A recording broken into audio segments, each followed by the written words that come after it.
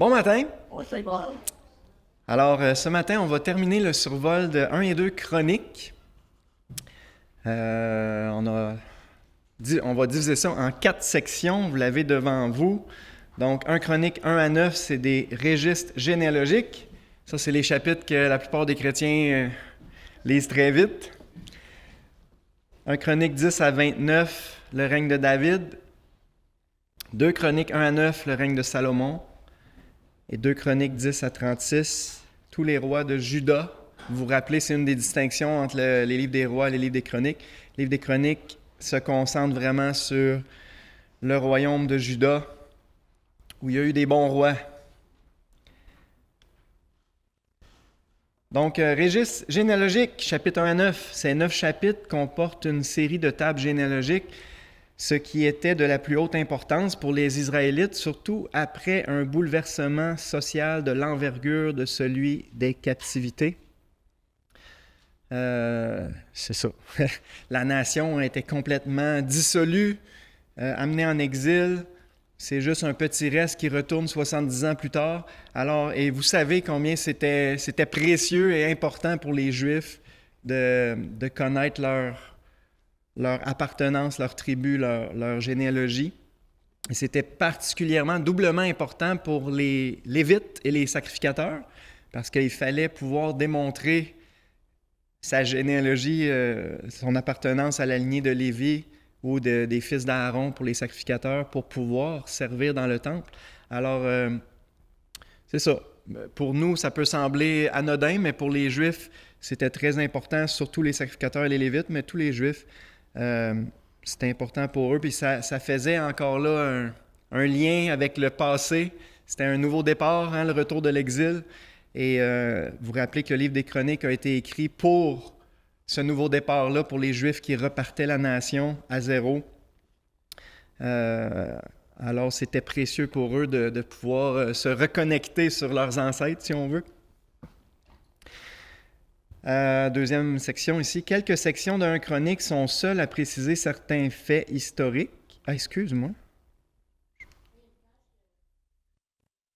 Ouais. Le but immédiat de cette table généalogique semble avoir été de repeupler le pays selon les archives publiques. Ceux qui étaient revenus de la captivité avaient droit aux terres qui avaient appartenu à leur propre famille. Ouais, c'est vrai, c'est une autre raison très pratique. S'ils pouvaient prouver qu'ils étaient fils de, ben ils pouvaient récupérer la terre de leurs ancêtres, ce qui était encore très, très, très important pour les Juifs de reprendre la terre de leurs ancêtres. Puis, en tout cas, il y a certainement plein d'autres utilités, mais on ne s'étendra pas là-dessus. Peut-être juste dire, quand on fait le survol des chapitres 1 à 9, il y a vraiment une emphase dans les tables généalogiques sur la tribu de Juda. C'est compréhensible. Le plus gros de la population qui revient de l'exil pour recommencer la nation, le plus gros venait de la tribu de Juda. De là, le mot juif, juif vient de Juda. Il y en avait quand même de toutes les tribus qui sont revenues, mais il y a une emphase sur la tribu de Juda, puis une emphase aussi sur les descendants de David. On sait que les livres des chroniques focusent beaucoup sur David à cause de l'espérance messianique qui est rattachée. Puis, il y a aussi vraiment une emphase sur les descendants de Lévi. C'est encore là une emphase des livres des chroniques. Le culte à l'Éternel, la reconstruction du temple, le service dans le temple. Alors, beaucoup d'emphase sur les Lévites, les sacrificateurs, qui vont être au cœur de la reconstruction spirituelle, on peut dire, de la nation. Voilà pour les généalogies. Deuxième section, le règne de David, d'un chronique 10 à 29. Ces 20 chapitres retracent devant nous les principaux événements du règne de David. L'on constatera toutefois qu'à l'encontre de 2 Samuel, l'auteur des chroniques s'attache à faire ressortir les réformes religieuses instituées par David en vue de la construction du temple et de l'organisation du culte. Donc, un chronique, la fin d'un chronique, c'est l'équivalent de 2 Samuel. C'est vraiment, ça couvre le règne de David, mais c'est complètement différent. tout ce qui était négatif, entre autres, dans le règne de David, son péché avec Bathsheba et les énormes conséquences, la révolte d'Absalom, puis tout le trouble que David a eu suite à la révolte d'Absalom, c'est complètement passé sous silence dans les chroniques. Donc, on présente David plus positivement, beaucoup, et c'est beaucoup la fin de sa vie qui est... l'emphase est mise sur la fin de sa vie, tous les préparatifs que David va faire pour la reconstruction du temple, pour passer le flambeau à son fils Salomon. Alors, les chroniques mettent beaucoup d'emphase sur la fin de la vie de David et son côté... c'est ça, son cœur pour glorifier Dieu à travers le temple et tout ça. Quelques sections d'un chronique sont seules à préciser certains faits historiques, comme les préparatifs entrepris par David pour la construction du temple, l'organisation du personnel officiant dans le temple et les dernières exhortations de David destinées à tout Israël ou spécialement à Salomon, son fils. C'est ce que je viens de résumer. Ce serait quand même le fun de lire quelques versets. Je vous invite à tourner dans 1 Chronique 21.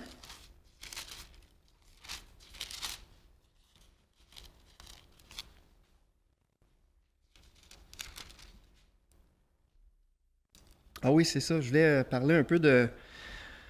On avait parlé rapidement quand on avait vu le livre des rois, mais l'ère AIRE d'Ornan le Jébusien, c'est vraiment une histoire intéressante.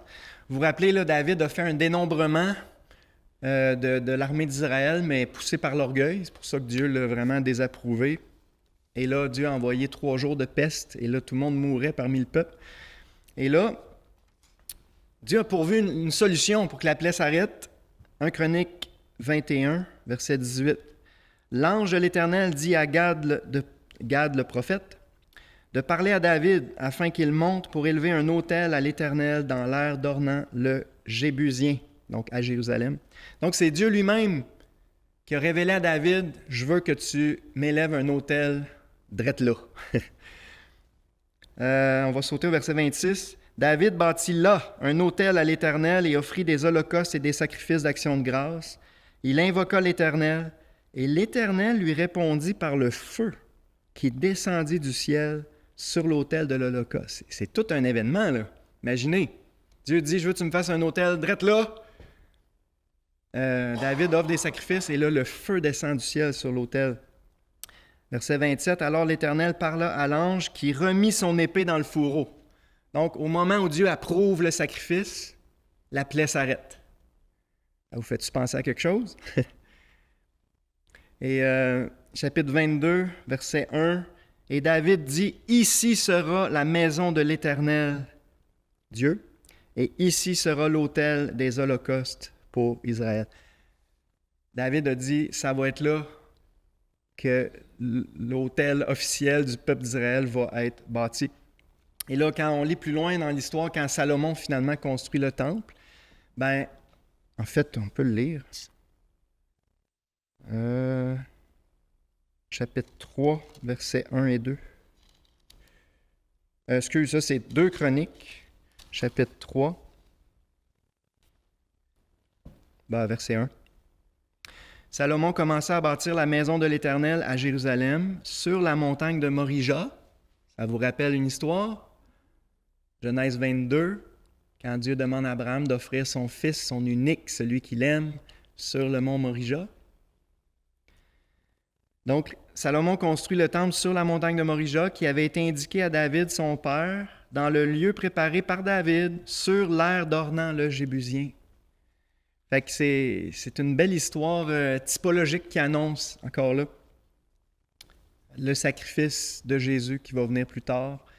C'est là que le temple a été construit. Donc, l'autel du temple annonce encore là l'autel suprême de la croix. C'est la croix, l'autel le plus important de l'histoire, le sacrifice le plus important que Dieu a agréé. Mais c'est intéressant de voir comment Dieu a révélé cet endroit-là pour la construction du temple. C'est ça, c'est tellement beau. On n'a pas le temps là, d'aller dans les détails, mais c'est tellement beau la fin des chroniques, surtout les exhortations de David à Salomon. Juste lire quelques versets au chapitre 22, 1 Chronique 22, versets 11 à 13.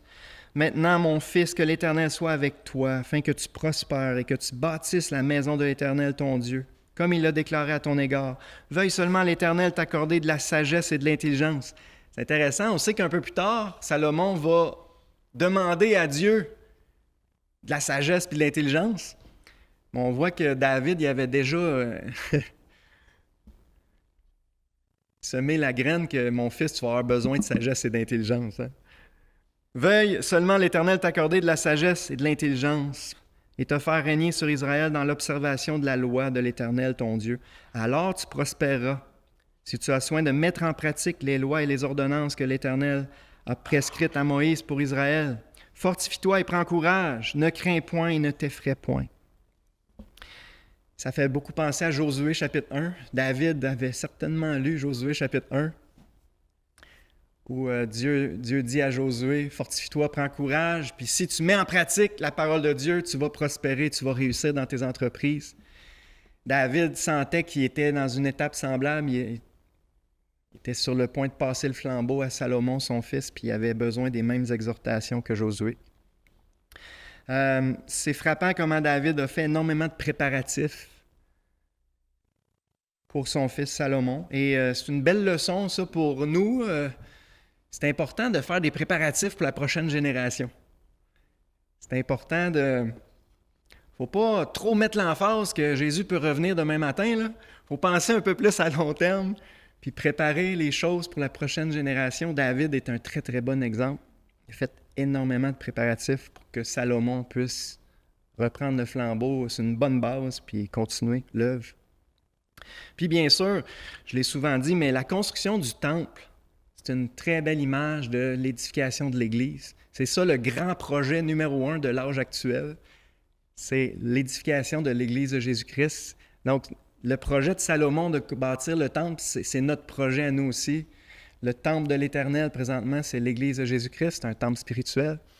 Mais on devrait tout mettre la main à la pâte pour travailler à ce grand projet-là. Fait qu'il y a vraiment des applications pour nous, chrétiens, derrière ce projet-là.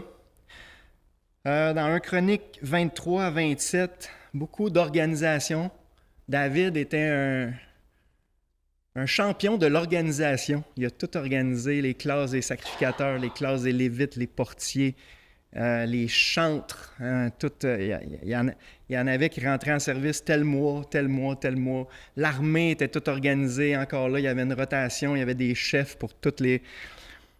Ça montre que Dieu est un Dieu d'ordre. Puis c'est bien l'ordre, c'est bien l'organisation. Maintenant, ça ne remplace pas la direction de l'Esprit de Dieu.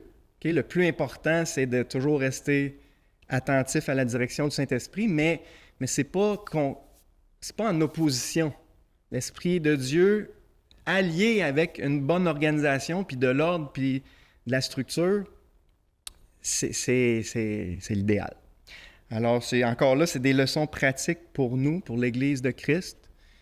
Le fait qu'on reste flexible et soumis à la direction du Saint-Esprit, ça ne veut pas dire qu'on ne devrait pas s'organiser le mieux qu'on peut pour être le plus efficace possible dans tout ce qu'on fait.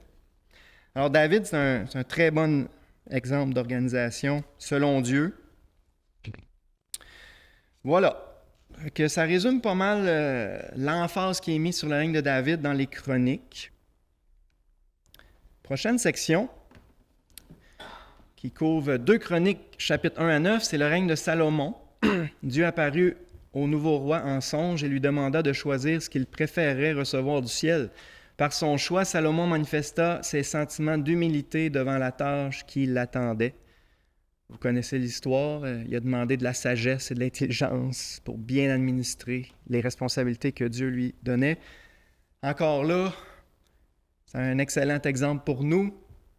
On devrait demander à Dieu de la sagesse et de l'intelligence à tous les jours. Moi, honnêtement, là, à tous les jours, j'en demande. Je ressens mon besoin profondément. La plus grande œuvre de Salomon pendant son règne fut la construction du temple. C'était le grand projet de sa vie. Il a commencé la 4e année de son règne. Ça a pris 7 ans. C'est le pic de l'histoire d'Israël. Je dirais l'inauguration du temple. C'est vraiment le pic de l'histoire d'Israël, l'âge d'or. La prière prononcée par Salomon lors de la dédicace du temple constitue un des grands sommets spirituels de l'histoire d'Israël. Je me devance tout le temps. Hein? C'est ça que je viens de dire. Une très belle prière. Hein? En résumé, Salomon, il prie Dieu et il dit « Quand on va venir dans le temple pour t'adresser des prières d'explication, écoute puis exauce ton peuple. Lorsqu'on va s'humilier devant toi. » Puis Dieu approuva. Ça, c'est la prochaine phrase. Dieu approuva publiquement cette prière en faisant descendre le feu du ciel et en remplissant le temple de sa gloire. Ça aussi, c'est un moment glorieux. On peut lire ces versets-là. C'est 2 Chroniques, chapitre 7, versets 1 à 3. Lorsque Salomon eut achevé de prier, le feu descendit du ciel et consuma l'holocauste. C'est intéressant. C'était à la même place que David avait offert son sacrifice. Hein? Dans ce temps-là, c'était juste un chant, un air, c'était un chant, l'air d'Ornan le Jébusien. Mais là, le temple est là. L'autel flambant neuf construit par... comment il s'appelait? En tout cas, l'ouvrier, j'ai un blanc, là, l'ouvrier que Salomon a confié le mandat.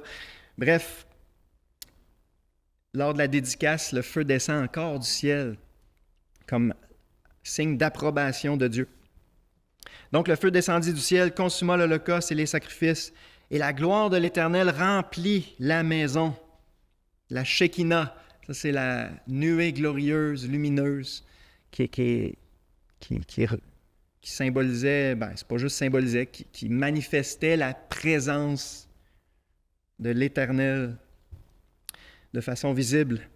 Les sacrificateurs ne pouvaient entrer dans la maison de l'Éternel, car la gloire de l'Éternel remplissait la maison de l'Éternel. Tous les enfants d'Israël virent descendre le feu et la gloire de l'Éternel sur la maison. Ils s'inclinèrent le visage contre terre sur le pavé, adorèrent et louèrent l'Éternel en disant « Car il est bon, car sa miséricorde dure à toujours. » Wow! Tout le peuple a été témoin de ça. C'est quand même triste de voir que dès la fin du règne de Salomon, non seulement Salomon lui-même, il a abandonné Dieu, s'est tourné vers les idoles, puis une bonne partie du peuple aussi. C'est triste après avoir vu ce qu'ils ont vu. Mais nous autres aussi, on est capables. Hein? On en a vu des choses dans nos vies chrétiennes, puis on est encore assez stupides des fois pour s'éloigner de Dieu. Fait que ça, c'est la nature humaine. Un beau verset, c'est la réponse de Dieu à la prière de Salomon. Un beau verset qui est bien connu, 2 Chroniques 7, 14. Dieu dit, « Si mon peuple, sur qui est invoqué mon nom, s'humilie, prie et cherche ma face, et s'il se détourne de ses mauvaises voies, je l'exaucerai des cieux, je lui pardonnerai son péché, je guérirai son pays. » Wow! C'est encore vrai aujourd'hui. Alors, si on s'est éloigné de Dieu, la solution, c'est toujours la même. C'est s'humilier devant lui, se repentir, se détourner de ses mauvaises voies, puis implorer sa grâce, puis Dieu va faire grâce.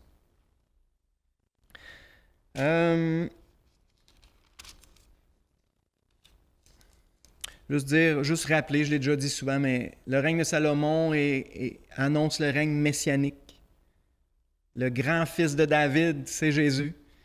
Et quand ça parle des gens d'un peu partout qui venaient pour entendre la sagesse de Salomon, ça annonce ce qui va se passer dans le royaume, dans le millénium. Il y a des gens de toutes les nations qui vont venir à Jérusalem pour entendre le roi de gloire enseigner et proclamer la sagesse de Dieu en chair et en os sur la terre. Ça dit qu'il y a des gens de toutes les nations qui venaient apporter des présents à Salomon. La prophétie annonce que quand Jésus va régner à Jérusalem, des gens de toutes les nations vont venir chaque année apporter des présents au roi de gloire, au Messie. Donc, quand on lit le règne de Salomon, on voit prophétiquement le royaume messianique, le grand fils de David, le vrai, qui est encore à venir. Il me restait quelques phrases à lire. Les 4 dernières lignes. Le reste du règne de Salomon fut caractérisé par des richesses et une gloire à couper le souffle, présentant Salomon comme le type du fils de David à venir. Je me devance tout le temps. Les chroniques passent sous silence le déclin spirituel qu'il a connu à la fin de sa vie. Comme pour David, on l'a déjà dit dans le dernier enseignement, le livre des chroniques est beaucoup plus positif. Donc, on met l'emphase sur le positif. Le but, c'est d'encourager le reste qui retourne rebâtir la nation au retour de l'exil. Fait que, on passe sous silence beaucoup de choses négatives, et c'est vrai pour Salomon. On arrive à la dernière section. Hey, je me rappelle jamais de l'heure. Ouais, 35, il faut que j'aille. Pas si pire. La dernière section, c'est là que je voulais passer le plus de temps. C'est toute l'histoire de Juda, de Salomon jusqu'à l'exil à Babylone. Je me rappelle pas combien de temps ça fait, mais quasiment 400 ans, je pense. En tout cas, entre 300 et 400 ans d'histoire. Les rois de Juda jusqu'à l'exil. Après le schisme, donc le schisme, vous vous rappelez c'est quoi? Là? C'est quand le royaume de Salomon s'est divisé, les 10 tribus du nord sont passées à d'autres rois, Jéroboam le premier, puis il y a eu plein de dynasties distinctes.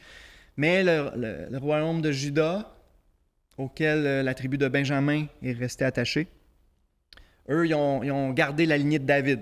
Donc, tous les rois de Juda, c'est des fils de David. Donc, après le schisme du royaume, l'écrivain sacré se concentre exclusivement sur l'histoire de la tribu de Juda, passant sous silence les événements relatifs aux 10 tribus du Nord. On n'y trouve donc pas les biographies des prophètes Élie et Élisée, qui ont exercé leur ministère dans la partie septentrionale du pays, ni le sommaire des règnes impies des 19 rois qui occupèrent le trône à Samarie. Donc, on l'a déjà dit, tout ce qui s'est passé dans les 10 tribus du Nord, c'est pas inclus là, dans les chroniques. Remarquons toutefois que le deuxième livre des chroniques s'étend davantage que ceux des rois sur les faits survenus en Juda, s'arrêtant particulièrement sur les époques de restauration spirituelle. Rappelez-vous qu'il y a à peu près 50% du matériel dans 1 et 2 chroniques qui est exclusif au livre des chroniques. Donc, 2 fois plus de détails, finalement, sont donnés sur le royaume de Juda, et particulièrement les bons rois. Il y a beaucoup plus de détails donnés sur tout ce qu'ont fait les bons rois de Juda. Après le déclin spirituel commencé sous le règne de Salomon, nous assistons à 5 efforts de réformation. Sous le règne d'Asa, sous le règne de Josaphat, sous le règne de Joas, sous le règne d'Ézéchias, puis sous le règne de Josias. Il y a eu d'autres bons rois. Je ne me rappelle pas du nombre qu'on avait dit. Là. Des fois, il y en a qui sont durs à classer parce qu'ils sont comme moitié bons, moitié... certains ont bien commencé, ont mal fini.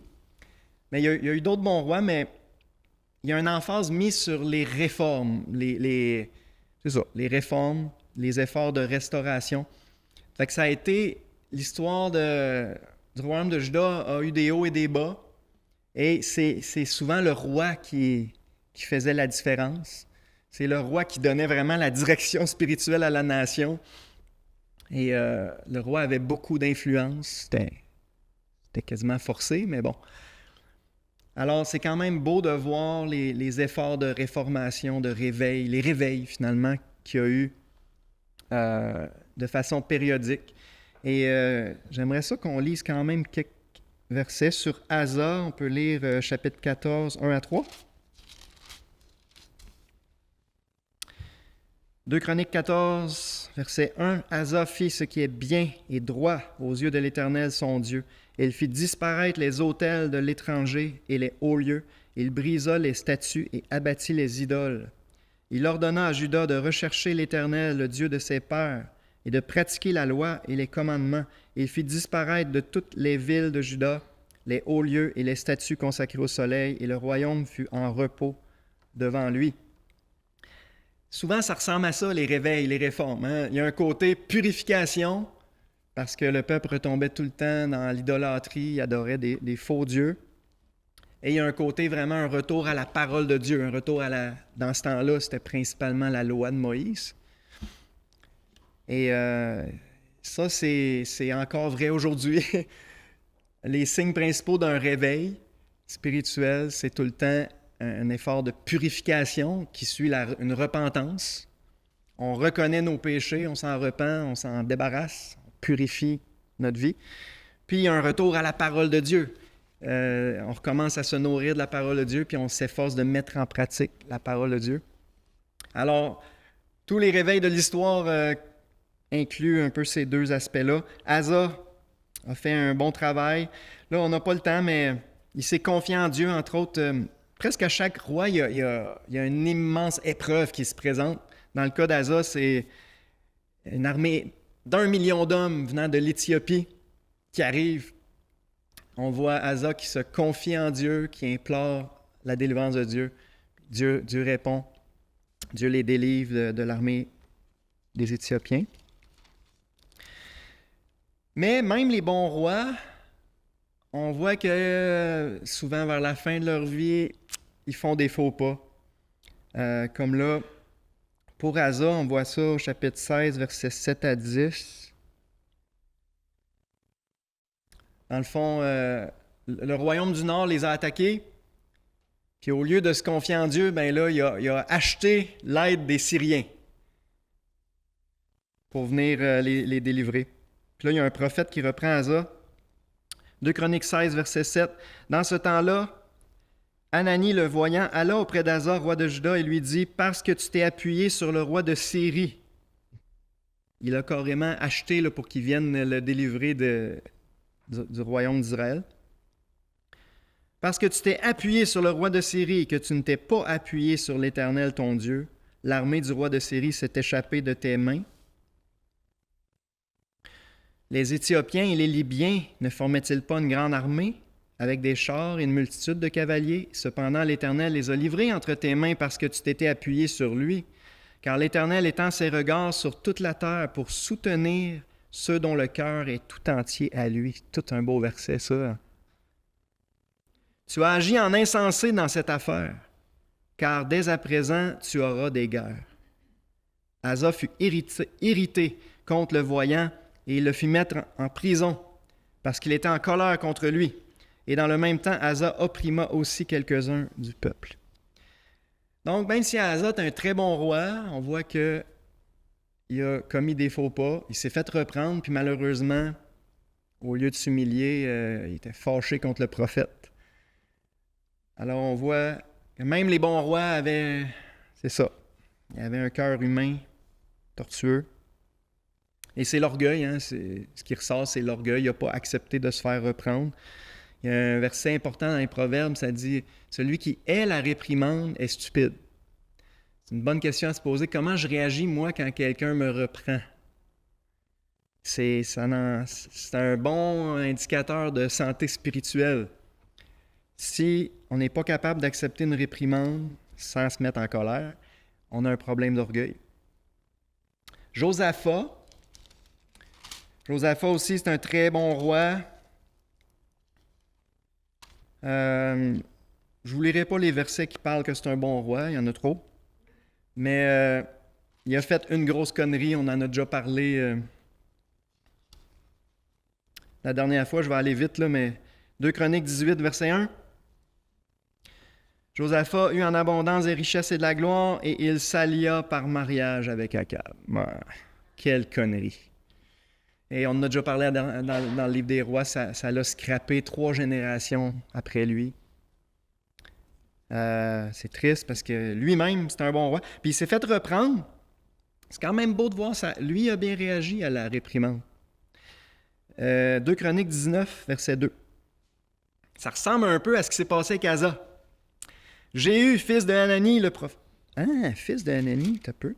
Ah, j'avais pas remarqué. C'est Hanani qui a repris Asa dans 2 Chroniques 16. Puis c'est le fils de Hanani qui a repris Josaphat. Je viens juste de remarquer ça. Jéhu, fils de Hanani le prophète, alla au-devant de lui. Il dit au roi Josaphat, « Doit-on secourir le méchant et aimes-tu ceux qui haïssent l'Éternel? » Le contexte, c'est qu'il est allé avec Akab, faire la guerre avec Akab contre Ramoth en Galaad. Il n'y avait pas d'affaire à faire ça. Là. Akab, c'est un pourri, c'est le pire des pires. Puis là, il se fait reprendre. « Doit-on secourir le méchant? Et aimes-tu ceux qui haïssent l'Éternel? À cause de cela, l'Éternel est irrité contre toi, Josaphat. Mais il s'est trouvé de bonnes choses en toi, car tu as fait disparaître du pays les idoles et tu as appliqué ton cœur à chercher Dieu. » Josaphat resta à Jérusalem. Il est pu retourner finalement avec Akab. Puis il fit encore un voyage parmi le peuple, depuis Beersheba jusqu'à la montagne d'Éphraïm, et il les ramena à l'Éternel, le Dieu de leur père. On voit que Josaphat lui a bien réagi à la réprimande. Il est pu retourner avec Akab suite à ça, puis au contraire, il a fait le tour des villes de Juda pour ramener les gens au vrai Dieu. Fait qu'on a un bon exemple de bonne réaction. Joas, chapitre 24.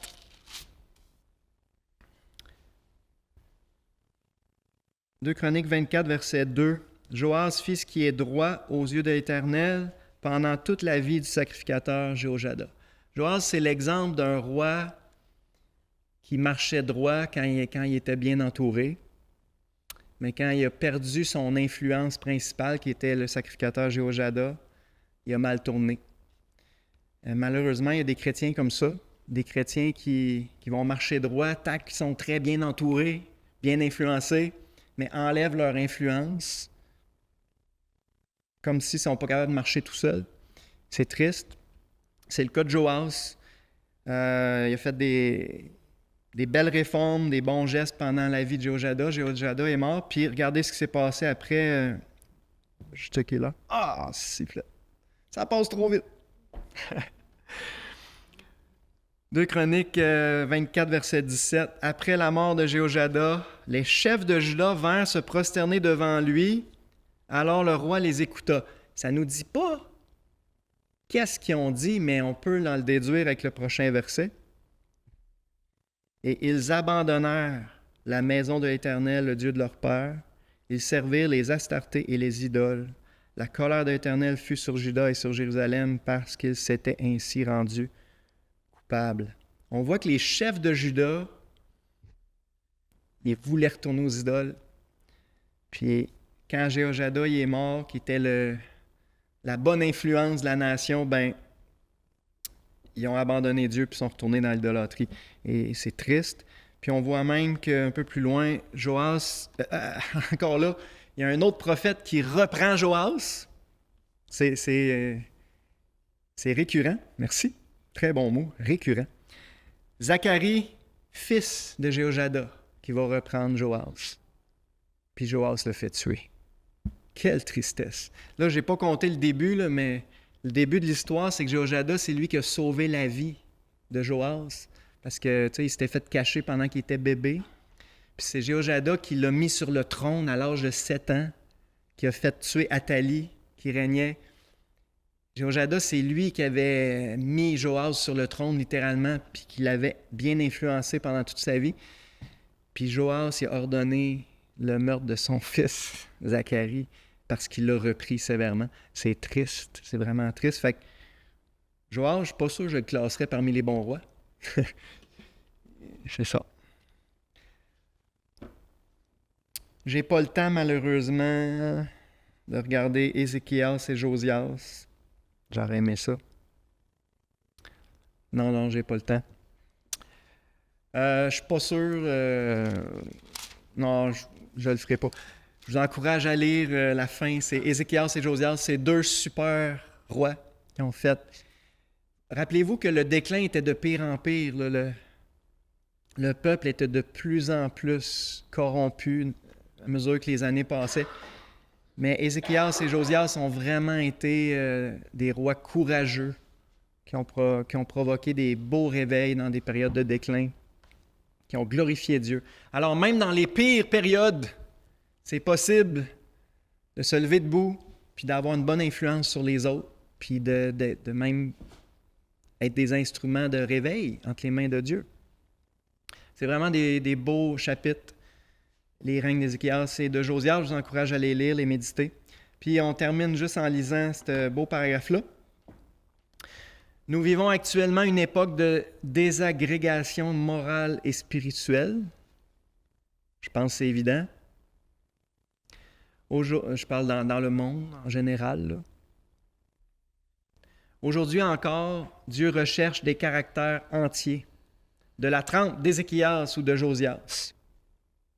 Un beau verset qu'on a lu, hein? Dieu regarde sur toute la terre pour soutenir ceux dont le cœur est tout entier à lui, puis pour les utiliser.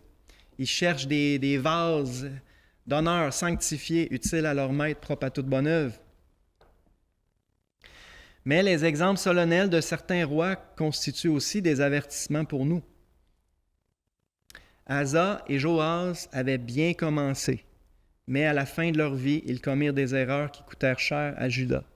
C'est une chose de bien commencer, c'est une autre chose de bien finir. Il faut persévérer, frères et sœurs, jusqu'à la fin.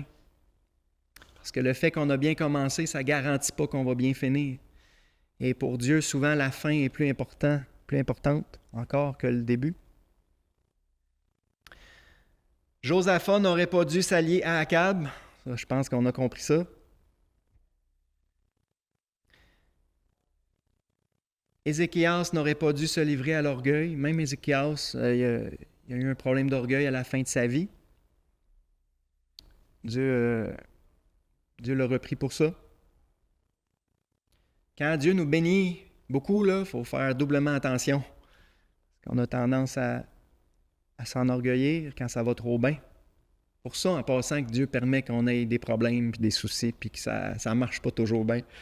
Ça nous garde humbles et dépendants. Le deuxième livre des Chroniques nous laisse donc une instruction infiniment précieuse et des avertissements précis dont l'actualité ne saurait être mise en doute. Beaucoup de bons exemples de rois courageux qui ont fait des belles réformes, mais on voit aussi leurs faiblesses puis leurs mauvais coups qui nous servent d'avertissement pour nous aujourd'hui. On va arrêter là. On va prendre 3 minutes de questions.